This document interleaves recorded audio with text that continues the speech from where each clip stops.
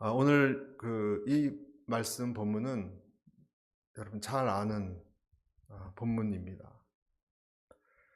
오늘 이 마음이 어떤 마음이죠? 이 마음을 품으십시오라고 했을 때 예수님 심장 안에 있던 마음을 우리도 똑같이 품으라는 이야기죠. 네, 제가 방송 얘기 드린 이유는 방송하신 분들 고생 많이 하니까 여러분 기도해 달라는 뜻입니다. 지난주에는 이기심과 허영에 대해서 말씀을 드렸는데 오늘은 이 마음을 품으라고 하시는데 이 마음은 한마디로 낮추는 마음, 죽기까지 순종하시는 겸손의 마음이에요. 그래서 오늘 겸손에 대해서 이야기를 좀 나누고자 합니다. 겸손이야말로 지난주에도 연결됐는데 교회가 하나가 되는 발판이라고 말할 수 있습니다. 여러분, 겸손한 사람들이 없으면요 절대로 가족도 교회도 어느 곳에서도 하나가 되지 못합니다. 그렇죠? 절대로 양보 안 하니까, 절대로 양보가 없으니까, 도끼 눈을 가지고 쳐다보니까 어떻게 하나가 되겠습니까? 같은 가족이라도 친구들 사이도 그럴 수 있습니다. 겸손이라는 것이 단어가 빠지면 인간은, 관계는 다 무너질 수밖에 없습니다. 그리고 오늘 그 구체적인 예를 예수님에게 초점이 맞춰져 있습니다. 그 겸손의 모델.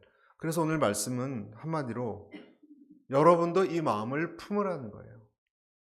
그래야 산다는 거예요. 아멘. 굉장히 단순하죠? 이것은 예수님 안에 있는 마음. 그래서 저는 여러분과 함께 두 가지를 나누고 싶어요. 두 가지. 첫 번째, 하나님은 그의 종들을 어떻게 한다고요? 낮추어서 순종하게 하신다. 잊지 말아야 할 대목입니다. 왜냐하면 하나님이 우리가 주님을 따르고 믿음 생활을 하고 그리스도인답게 사는 것은 순종이거든요. 그 순종은 내 마음이 낮춰진 사람에게서만 나옵니다. 겉절이로 믿음 가진 사람들은 절대 순종을 이해하지 못하고 이렇게도 얘기할 수 있습니다. 예수님을 알지 못하는 거예요. 수박 겉만 만져서는 수박 맛을 모르는 것과 똑같아요. 수박은 잘라서 속을 먹어야 수박 맛을 알듯이 우리가 겸손의 자세로 주님께 나오지 않고 살지 않으면 하나님이 어떤 맛인지, 신앙이 어떤 맛인지 모릅니다. 그런데 문제는 여기 있어요. 누구든지, 여러분 제 얘기를 잘 들어보세요. 누구든지 이 세상에서 자발적으로 낮아지고 싶은 사람은 한 명도 없어요. 맞죠? 자발적으로 낮아지고 싶지 않다는 데 문제가 있어요. 직설적으로 말하면 여러분 겸손은 좋다는 거 아시죠? 여러분 겸손한 사람이 좋으시죠? 아멘? 그런데 여러분은 겸손해지고 싶지 않아요. 여기에 문제가 있는 거예요. 다른 사람은 겸손했으면 좋겠어. 나한테 인사도 잘하고. 나는 내가 겸손해지는 게 싫은 거예요. 여기에 문제가 있는 거예요, 여러분. 그런 마음이 없는 거예요. 우리는 여러분 이것을 인정하고 싶지 않지만 인정해야 됩니다. 겸손을 많이 이야기합니다. 겸손한 척은 할 수 있습니다. 겸손한 척을 말씀드리는 게 아닙니다. 내용적으로 겸손해지고 싶은 마음은 그러나 없는 거예요. 다른 사람이 겸손하게 행동하는 것은 박수를 칠만 합니다. 그 사람 너무 훌륭해. 하지만 나는 아니에요. 대신 우리는 본성적으로 높아지고는 싶어요. 내가 권력을 갖추고 내가 어떤 말을 했을 때 그 말을 존중받기를 원해요. 더 나아가서 내가 어떤 말을 하면 어느 조직이건 그 말에 힘이 있기를 원해요. 어느 회장이 어디 부대를 갔는데 사령관도 그래요, 여러분. 군단장이나 스타 이런 분들이 여긴 좀 나무가 없네 하면 그 다음 해에 왔을 땐 나무가 수십 그루가 심겨져 있어야 돼요, 여러분. 그 부대에. 말 한마디가 위력을 갖는 것입니다. 그러나 이 기독교에서 가장 중요한 겸손이란 단어는, 이 명령은 설교자의 입을 떠나서 그것을 듣는 사람들에게 안착하지 못하고 공중을 맴돕니다. 하늘을 떠돕니다. 성도들은 눈을 감고 그 예봉을 피해 다닙니다. 겸손이 나한테 착 붙어서 겸손케 만들어지는 것을 피하는 거예요. 우리는 예수님의 마음을 품고 싶어 하지 않는다는 거기에 가장 큰 딜레마가 있는 것입니다. 더군다나 서양을 보면, 미국은 더 그렇죠, 여러분. 미국은 좀 그런 이야기를 많이 들었어요. 미국에서 절대 회사 생활할 때 겸손한 척하면 안 된다고.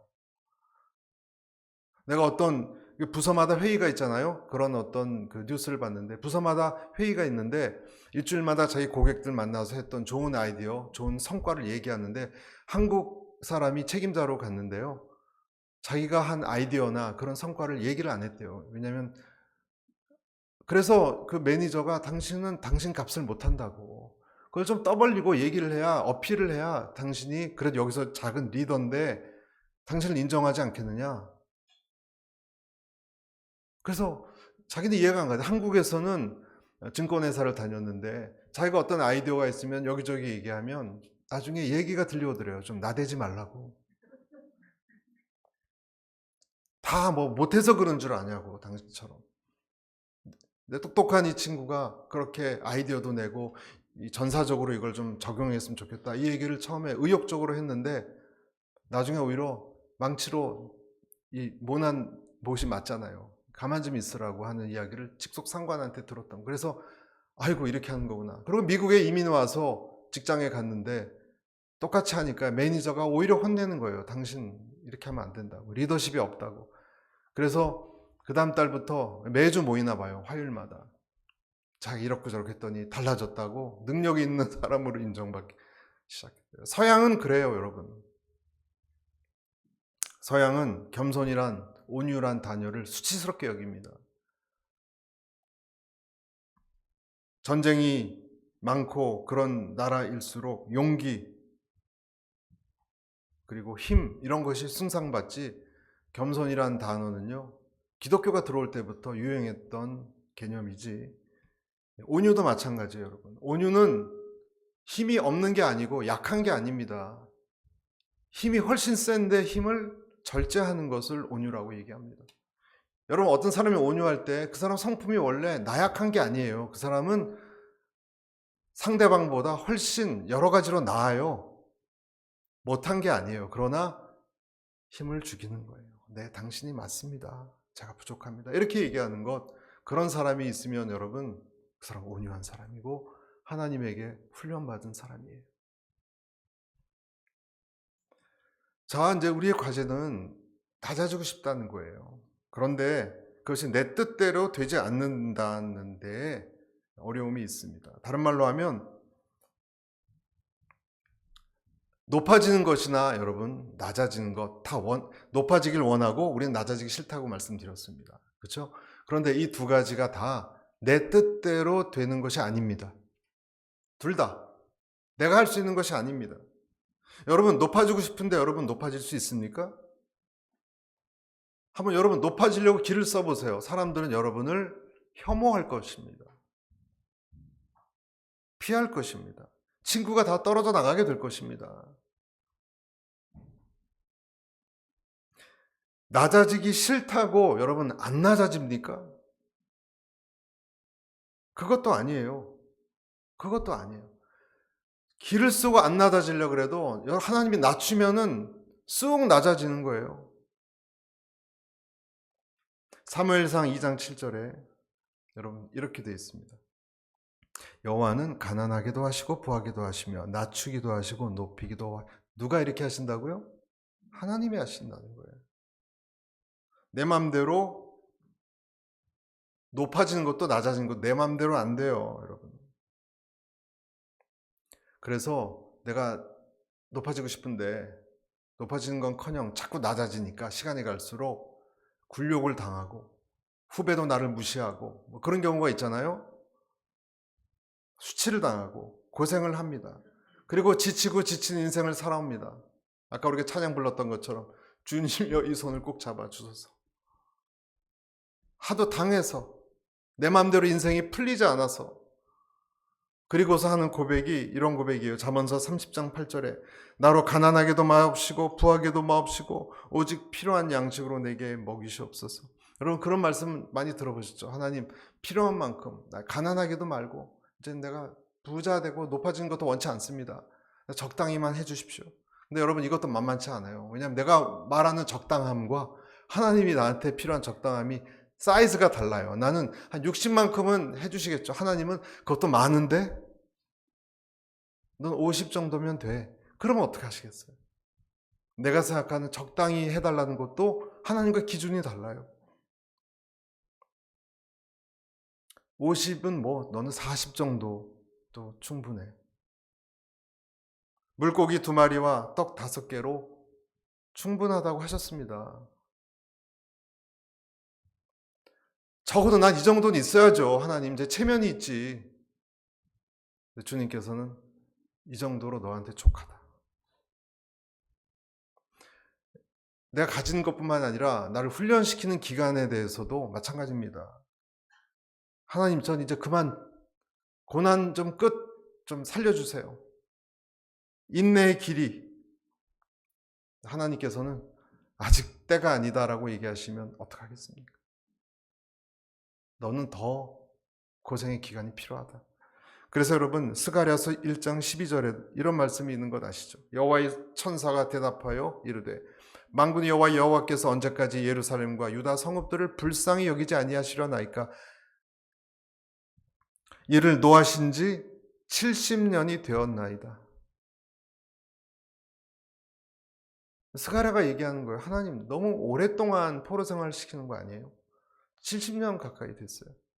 아니 50년 정도면 됐지. 60년은 뭐고 70년은 뭡니까? 하나님은 하나님의 정확한 계획과 그 생각으로 다스린다는 걸 말씀드리는 것입니다. 내가 높아지고 싶다고 절대 높아지지 못하고요. 낮아지고 싶다고 낮아지지 못하는 것, 무력한 존재, 그것이 우리라는 거예요. 하늘의 별처럼 우리는 모두 수없이 높이 올라가고 싶습니다. 수많은 사람들이 여러분 신문을 보십시오. 다 경쟁해서 성공하고 싶어 합니다. 수많은 학생들이 대학 최고점을 받으려고 최고의 대학들로 가고 싶어 합니다. 수많은 여성들이 최상의 남편감과 인생을 같이 하려고 합니다. 고르고 또 고릅니다. TV를 보면 가끔 그런 요즘은 이렇게 나이 드신 분도 다시 결혼할 때도 또 최고의 잘생겨야 되고 능력도 많아야 되고 성품도 좋아야 되고 예수님 꼭 믿어야 되고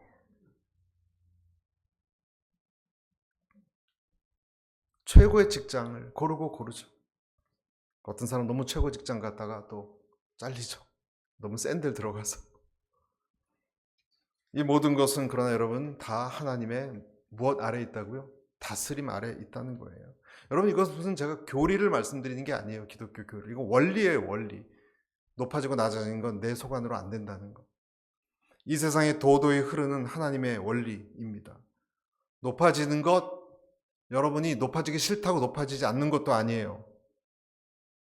모르드게를 보십시오. 페르시아 대궐문에 앉아 있었던 행정직 말단 관리의 하나였습니다. 누가 지나가면 고개를 숙여야 되는 그런 말단, 주사 보호 정도, 사무관급도 되지 못하는 그런 사람이었습니다. 죽을 위기를 거치고 왕의 2인자까지 오르게 되었습니다. 모르드게가. 하나님이 하신 일이에요.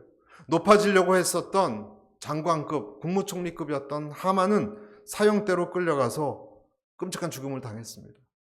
형편없이 내동댕이 쳐졌습니다. 에스더서에 나오는 여러분 이 기가 막힌 시나리오는 어떤 영화 감독이 이것을 짜도 할 수 없을 만큼 놀라운 반전에 반전이 있는 스토리입니다. 하나님의 간섭입니다. 다 이해하려고 해도 어쩌면 우리 인생, 여러분의 인생도 누구도 흉내낼 수 없는 시나리오 한 편 아닙니까? 지금도 그렇게 사역하고 계십니다. 그런데 여러분, 이것을 내가 다 알아서 하나님을 신뢰하는 게 아니에요. 우리가 믿음이라는 것은 다 알기 때문에 신뢰하고 믿는 것이, 또 반응하는 것이 아닙니다. 때로는 나한테 좋지 않은 반응을 보이시건 나를 높이시건 상관없이 하나님을 신뢰하고 또 신뢰하며 나아가는 것입니다. 감사히 받을 뿐입니다. 아멘. 그래서 높이시면 높이시는 것도 감사합니다. 나를 높은 장관직에, 높은 회사에서 정말 인정받게 하셔서 감사합니다. 또 나를 낮추시면 하나님 한직에 보내는 것 무슨 뜻이 있겠죠. 감사합니다. 오늘 말씀 6절에서 8절 보십시오. 예수님을 보십시오. 뭐라고 되어 있나? 6절부터 보겠습니다. 이는 근본 하나님이 본체시나 하나님과 똑같은 자격이라는 거예요. 동등됨을 취할 것으로 여기지 아니하시고 7절 오히려 자기를 비워 종의 형체를 가지사 사람들과 같이 되셨고 8절 사람의 모양으로 나타나사 자기를 낮추시고 죽기까지 복종하셨으니 곧 십자가에 죽으심이라. 어디까지 낮추셨죠? 죽기까지. 내 자아의 죽음, 이런 얘기 많이 들어보셨죠? 여러분, 내 자아가 죽는다는 것. 그런 얘기 들어보셨습니까? 내 자아가 없는 사람, 별로 없는 사람. 물론 있죠. 없는데 좀 희미한 사람. 어떤 사람은 그런 얘기를 합니다. 자존심이 극도로 상하고 못 견뎌서 요동을 쳐서 몇 년의 시간이 얼마나 되는 너무너무 힘들었어요. 나중에 그것을 받아들이는 체념의 시간이 온다고 합니다. 근데 내 마음대로 안 되니까 발버둥 치다가 다 포기하는 거예요. 체념의 시간. 여러분, 그러나 그때가 영적으로 여러분이 살아나는 시간이라는 것 아십니까? 탕자가 먹을 걸 떨어져서 돼지들하고, 여러분 돼지 우리 가보셨죠? 근처 지나가지도 못하겠더라고요. 너무 냄새가 나서. 거기서 살았대요, 여러분. 생각을 해보십시오.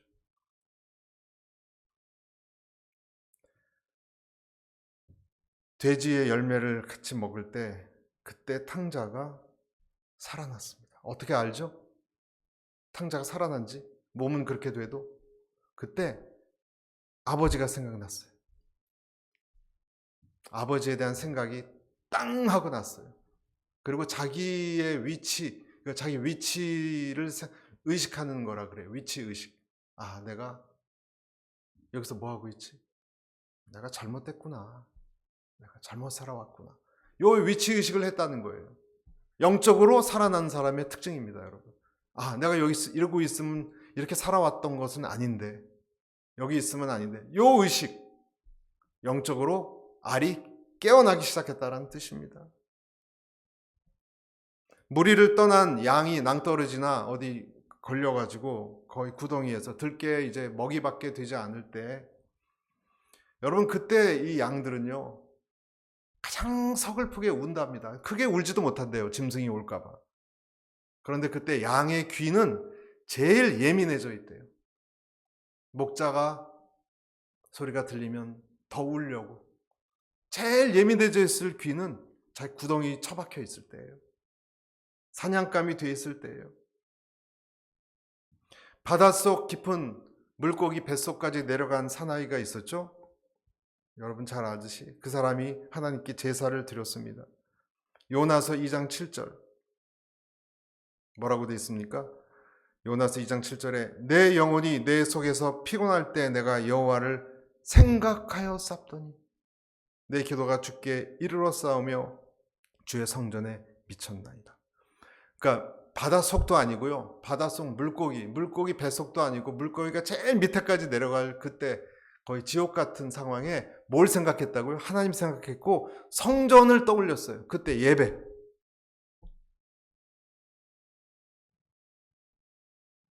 여러분 그때 세미한 주의 음성. 여러분 지방방송이 꺼져야 중앙방송이 들립니다. 여러분 지방방송이 꺼져야 돼요. 여러분 잡다한 거 여러분 괴롭힌 거기에 대해서 여러분이 죽어야 뭐가 들리는 거예요. 여러분은 어떻게 죄의 음성을 언제 들으십니까? 여러분이 조용해졌을 때, 여러분이 조용해졌을 때는 들려요. 그래서 하나님이 그 조용한 소리를 잘 들으라고 어떤 곳에 방치한 때도 있다는 것입니다. 그런데 여러분, 한 가지 꼭 깨달아야 할 것이, 아주 중요한 것이 있는데, 그 바다 깊은 곳 아래까지 내려가서 발견하는 것은 뭐냐면, 내 인생의 기초가, 여러분, 기초가요, 예수 그리스도라는 거예요. 아멘. 여러분, 그런 이야기 들어보셨죠? 어느 집을 헐려고 이 불도저가 막 했더니 그 건물, 한 3층짜리 좋은 건물, 도로가 나니까 그 건물을 헐어야 했는데 주인도 죽고 없어요. 주인이. 그래서 그 나중에 시에서 그것을 압류 명령이 내려서 그걸 강제 철거를 하는데, 주인은 어디서 요양원에 가서 돌아가셨는지, 그걸 막 철거하다 보니까 이제 바닥까지, 그래서 지하실까지 만들어놨어요. 그 3층 집, 멋진 집인데 그것을 들고 내는데 금괴가 나와요, 여러분. 그 집 철거하는데 바닥을 팠더니 불도저인가요? 이 포크레인으로 금괴 덩어리가 나왔다는 거예요, 여러분. 그러니까 이 부자가 거기다 숨겼던 거예요, 할머니 할아버지가. 그거 보면서 참 옆집에 살았으면 좋았을 텐데.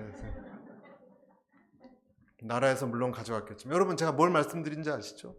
엘리베이터를 내려오고 땅에 떨어지고 바닥까지 내려가서 바닥을 만지고 바닥을 팠더니 절망인 줄 알았더니 예수님이 거기 계신 거예요.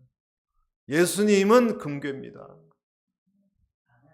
여러분, 그곳에 예수님이 계시다는 것, 그 예수님을 터치하게 하려고 내려보내신 거일 수 있어요. 단단한 기초, 골방에서 만나는 기초, 내 절망보다 더 밑에 계신 분, 여러분을 떠받치고 있다는 것을 여러분 잊지 마십시오. 여러분, 그래서 병원에 가면 중환자실에 누워서 아무 희망 없는 분, 그런 분들 계시죠? 아무것도 남지 않은 그 밑에 예수님이 계세요. 그것을 느껴야 되는 거예요. 그때 많이 만나요, 여러분. 아십니까? 제가 중환자실 가서 예수님 거부한 사람 2사람 봤어요. 다 만났어요. 국회의원도 인정하더라고요. 어떤 국회의원 하셨던 분도 예수님 죄송하다고. 왜 저한테 죄송합니까? 어느 옛날 정치인도 다리가 잘렸습니다, 여러분. 당뇨 때문에. 그리고 이제 3, 4일밖에 안 남았는데 그때 인정하더라고요. 그때 제가 뭐 때문에 살아왔는지 모르겠다고, 권력 좀 탐했다고. 자기가 옛날 높은 분 옆에 같이 수행 비서서 그랬대요. 제가 왜 그랬는지 모르겠다고. 뒤늦게 후회하신 거, 다 2다리 잘리고.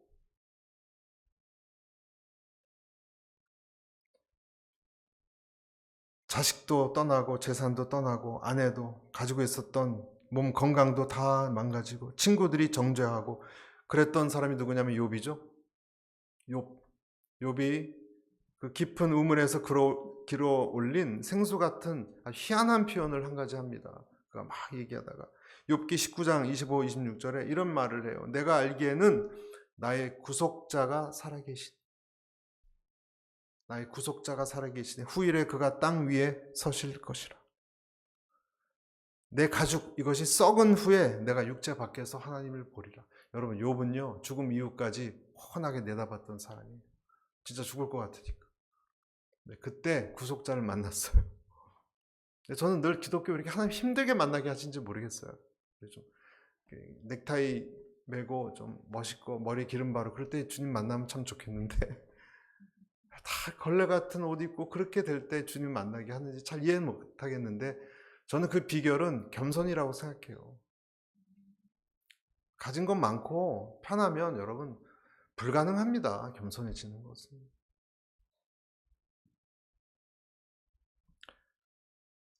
신장투석기에 오래 못 있죠, 여러분. 신장투석 몇 년 있으면 그것도 쇼크가 와서 사망하는데, 신장투석기에 들어간다고 결론이 났을 때 그때부터 겸손해지더라고, 사람들. 그때 겸손해집니다, 여러분. 여러분의 유일한 바닥에서 발견할 수 있는 그리스도, 절대 여러분 떠나지 않는 분은 그리스도 예수입니다. 내가 그래서 의지할 수 있습니다. 달려갈 수 있습니다. 그래서 그분의 마음을 나도 품으라고 말씀하고 계시는 겁니다. 왜냐하면 우리는 그리스도의 것이니까. 두 번째 여러분께 나누고 싶은 것은 이것입니다. 같이 읽을까요? 시작. 죽기까지 낮춰진 자는 일어납니다. 아멘. 죽을 때 어떤 일이 일어난다고 합니까? 영적 전환이 일어나요. 오늘 그렇게 되어 있죠, 여러분? 몇 절인가요? 10절 한번 보십시오. 10절 그 근거 구절 시작. 하늘에 있는 자들과 땅에 있는 자들과 땅에 있는 자들로 모든 무릎을 예수의 이름에 꿇게 하시고. 자, 여러분, 예수님이 죽기까지 순종하셨다라고 했죠. 십자가에 죽기까지. 그런데 왜 이런 구절이 나옵니까? 이상하지 않아요? 보통 같으면 죽기까지 내려가서 지옥문에 들어가면 십자가에 처형돼서 죽으면 끝인데, 그렇게 됐더니 하늘에 있고 땅에 있는 것 모든 존재가 예수님께 무릎을 꿇었다 그랬어요. 전혀 다른 현상이에요, 여러분. 우리가 알고 있어서 그렇지 논리적으로 생각하면 있을 수 없는 어떤 반전이에요. 이것은 어두운 세력에 대한 제압을 얘기하는 것이죠. 제압. 예수님 앞에서 무릎 꿇고 항복한다는 뜻입니다. 여러분, 우리한테 적용해 보면 이런 거예요. 여러분, 내가 주님 앞에, 내 자아가 주님 앞에 십자가에서 죽잖아요. 그러면 그때 여러분 기억하세요. 그때 여러분의 삶에 뭔가 일어나요. 단언합니다. 그때 일어납니다. 그때 일어날 줄로 여러분 믿으시기 바랍니다. 영적 원리는 뭐냐면요, 여러분이 주님의 법에 순종하고 무릎을 척 하는 게 아니라 진짜 탁 꿇을 때 어떤 역사가, 그래서 여러분 하늘에서 풀릴 때 땅에서 풀린다는 거예요. 일어나는 거예요. 변화가 일어나는 거예요. 주님에게 내가 들어갈 때까지 그것들은 안 죽어요. 안 죽어요. 그러니까 내가 어떤 것을 얽매여서 주님께 쭉 내려갈 때 어느 순간 그것이 풀이 다 끊어져 가지고 풀려져 버리는 거예요. 그리고 내가 사는 거예요. 여러분, 주님에게 들어가야 여러분이 삽니다. 이 영적 원리를 여러분 오늘 꼭 이해하고 집에 돌아가셔야 됩니다. 이걸 이해하지 못하면 하나님 체험 못합니다, 여러분. 주님은요, 그냥 사랑의 하나님 그 정도가 아니거든요. 지난주 고린도 후서에서도 그런 말씀 봤어요. 스크린에 고린도 후서 1장 8절 9절 이런 말씀이 있어요. 자, 두 번째 줄부터 기니까. 힘에 겹도록 심한 고난을 당하여 살 소망까지 끊어지고 우리는 우리 자신이 사형 선고를 받은 줄 알았으니 이는 우리로 자기를 의지하지 말고 오직 죽은 자를 다시 살리시는 하나님만 의지하게 하려 하십니다. 여러분, 내가 소망이 더 없다고 생각했던 그 지점에서 바울은 어디로 갔습니까? 소망이 없던 지점에서 뭐 했죠? 끝이다. 그렇게 됐습니까? 하나님에게 옮겨갔어요. 내 생각이 이사해 갔어요. 내 생각이 소망이 없으니까 이제 하나님을 의지하죠. 여러분, 거기서 빛을 발견하고 변화가 일어났어요. 아까 제가 요나에 대해서 말씀드렸던 것 여러분 말씀드렸죠. 요나가 물고기 뱃속에서 거기서 그 고기가 또 깊은 바닷속으로 더 들어갔어요. 뱃속에만 있는 것도 힘든데 그 큰 고래가 뱃속에 들어갔을 때 그때 자기가 생각했던 모든 걸 내려놓고 하나님의 성전과 하나님을 생각했더니 어떻게 된 겁니까? 예수님이 지금 십자가에 내려가셨더니하고 똑같은 거죠. 어떤 일이 일어났죠? 모든 것이 무릎을 꿇었죠. 여러분, 어두운 세력이. 물고기에게 위장 장애가 일어나서 위장통이 일어나서 토해버리게 됐습니다. 토해버렸습니다. 밖으로. 여러분, 야곱이 기도하면서 환도뼈가 부러져서 하나님 앞에 엎어지고 내 이름을 바꿔달라고 했을 때 에서가 변했어요. 살인하려고 했습니다. 여러분, 야곱을.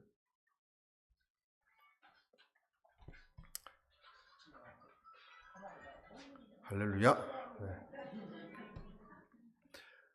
개도 상 아래에서 애들이 먹던 부스러기를 먹습니다. 여러분, 누가 얘기했죠? 수로보니게 여인. 예수님이 시험하신 거예요. 여기까지 낮아질 수 있냐? 개도 상 위에서 부스러기 떨어진 걸 먹습니다. 왜냐하면 개들한테는 나는 예수님이 안 도와준다 그랬거든요. 그때 예수님이 수로보니게 여인의 딸에 붙어있던 귀신을 내쫓았어요. 이거 다 원리가 똑같지 않습니까, 여러분? 영적인 통치의 원리는 뭐냐면 예수님과 같이 내가 십자가에서 내가 마귀하고 같이 죽을 때 그 다음에 내가 살아나고 어둠이 무릎 꿇는 거예요.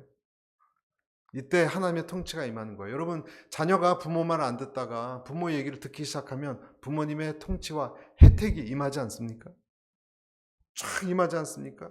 의사 앞에서 나 이 약을 먹느니 안 먹느니 그렇게 내 주장, 내 지식을 얘기하는 것이 아니라 정말 명의라면 명의 앞에서 그대로 하겠습니다 했을 때 그 약이 먹고 약효가 오고 수술도 하고 낫게 되는 거 아니겠습니까? 내가 순종할 때 버팅기지 않고 그 혜택이 오는 것과 똑같은 거예요, 여러분. 저는 여러분에게 겸손을 통해서 그리스도의 능력이 통치되는 사람이 되시길 축복합니다. 에스더처럼 여러분 하나님만 믿으셔야 되고 내 모든 것을 하나님께 드리고 지배하게 해야 되는 겁니다. 교통법을 여러분 지키면 내가 가고 싶어도 빨간불에 안 가면 교통법이 나를 다스려서 안전하게 나를 지켜주는 거예요. 똑같은 거예요, 여러분. 때로는 벌금을 낼 때도 있겠지만 나는 안전이라는 혜택을 누리며 살게 되고 내 뒤에 부딪힐 수 있는 트럭도 교통법 때문에 날 안전하게 하는 거예요. 교통법에 내가 순종하면 그렇게 되는 것과 똑같은 것입니다. 예수님은 성부 하나님께 순종해서 물에 내려갔을 때 죽는 거죠. 물 세례. 올라왔을 때 비둘기 같은 성령이 그의 어깨에 머리에 임했습니다. 여러분, 많은 크리스찬들이 삶 속에서 예수님 체험하지 못한 이유는 뭘까요? 예수님을 받아들이지 못하기 때문에 예수님의 마음을 받아들이지 못하는 것인데요. 이것은 사실은 진정한 회개를 해야 돼요. 전 저희 교회에 진짜 회개한 사람이 몇 프로일까 고민할 때가 있습니다. 천국 가서 다 만날까? 100% 자신 없습니다. 전 자신 없습니다, 여러분. 입술만 예수 믿는다고요? 그런 법 없습니다, 여러분. 기독교는. 여러분 마음이 주님이에요. 주님으로 모셔드리지 않으면, 진짜 회개하지 않으면, 근데 무서워서 책임감으로 회개하는 척하는 것이 아니라 뿌리 부분에 나뭇잎 한두 개 행동을 술 안 마신다 그 정도가 아니라 내 근본에 하나님께 이것이 돌아오지 않으면, 회개하지 않으면, 겸손해지지 않으면 하나님의 나라, 주님이 내 마음에 주님으로 오실 수가 없어요. 주님으로 오실 수가, 내 안까지 들어오시게 해야지 되는 거예요. 그때 저는 그런 분들에게 당신은 구원받은 백성, 나중에 천국에서 봅시다라고 담대히 얘기할 수 있지, 그런 것이 보이지 않는 분들은 못하겠어요. 전 목사 양심상 피할 겁니다. 그런 질문 오면 저한테, 그분에 대해서. 내 삶에 하나님께서 오늘 좀 근래 하나님이 여러분 삶에 요구하시는 것이 있습니다. 내가 너의 삶의 주인이냐? 요구하시는 것을 외면하면서 우리는 주님을 주인이라고 생각하시면 안 돼요, 여러분. 착각입니다. 주여 주여 하는 자들은 많다고 성경은 말합니다. 성경 전문가들도, 율법학자들 다 주여 주여 했고, 심지어는 여러분 기적을 일으키는 사람도 주여 주여 했습니다. 기도하고 성경 읽고 교회를 열심히 해도 예수님이 정말 원하는 것이 있어요, 여러분. 여러분에게 그것을 주님께 드려야지. 여러분, 그때 주님이 아닙니까? 아멘. 어떤 목사님이 그런 얘기를 했대요. 목회하면서 어떤 분은 집을 바치는 분도 있었고, 옛날 목사님. 어떤 분은 옛날 수혈을 해요. 피를 바치는 분도 보았지만 성질을 뽑아 바치는 사람 못 봤다는 거예요. 성질을 뽑아 바치는 사람 못 봤대요. 네, 죄보다 무서운 것은요, 죽지 않는 자아입니다. 어떤 목사님이 독일에 한인교회 부흥회를 인도하러 갔는데 태권도 도장을 운영하는 그 남자 권사님, 감리교인가 봐요. 권사님 한 분이 계셨어요. 식사 대접해주면서 부흥회 때 목사님 말씀이 너무 좋아서 은혜를 많이 받았다고 하는데 어디가 좋았습니까? 그랬더니 특히 자아의 죽음에 대해서 제일 많이 은혜를 받았대요. 자아가 죽는 거. 큰 보람을 느껴서 목사님이, 그런데 그 권사님이 덧붙인 한마디 때문에 또 낙심했대요. 뭐라 그랬냐면, 근데 목사님, 나는 죽는데 그 자식들이 안 죽잖아요.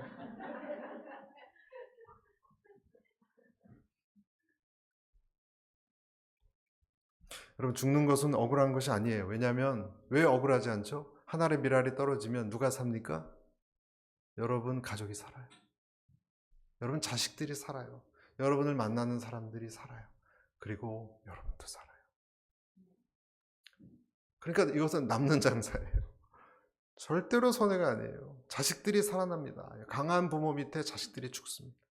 강한 아내 때문에 남편이 죽습니다. 그래서 이제 따로따로 잠도 자고 보기 싫은 거예요. 다. 강한 남편 때문에 부인이 죽습니다. 같이 음식도 먹기 싫은 거예요. 차 한 잔 마시기 싫은 거예요. 다 죽어있는 거예요, 여러분. 도도한 척 하지만 다 죽어있는 영혼들인 거 아시죠, 여러분? 마음이 따뜻해져 있지 않은 사람은요, 영적으로 죽은 거예요. 여러분, 멋있다고 생각하지 마세요. 죽은 거예요. 괴로운 거예요. 여러분이 마음이 냉랭한 사람은요, 지옥을 살아가는 거예요. 마음이 훈훈하고 사랑이 많은 사람은요, 천국을 살아가는 거예요. 그러나 누구를 시기하고 질투하고 헐뜯는 말을 하기 좋아하고 사람들에게 냉랭하면요, 이미 그 사람 마음은 지옥이에요. 냉장고 속이에요. 평안이 없어요. 비판적인 사람은 본인이 이미 비판으로 칼집을 많이 맞은 사람이에요. 그러니까 본인도 똑같이 그러는 거예요.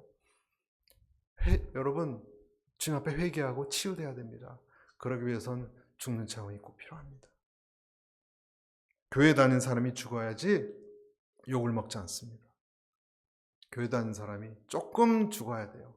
사과를 사도 어떤 분은 썩은 사과를 같이 포함해서 봉지에 넣는 사람이 있어요. 예수님 전할 때 2개 더 주세요. 예수 믿으세요. 교회 다니세요. 그러면 니나 믿어라 그러죠. 안 죽기 때문이죠.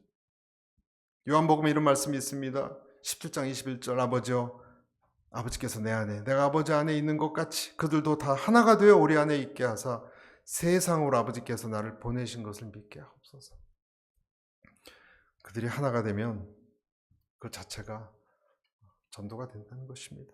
여러분 부부가 형제 사이에 용서하고 사랑하면 자녀들이 감동을 받습니다. 변화됩니다. 제일 딱한 사람은 내 존재감을 자꾸 과시하려고 하는 사람.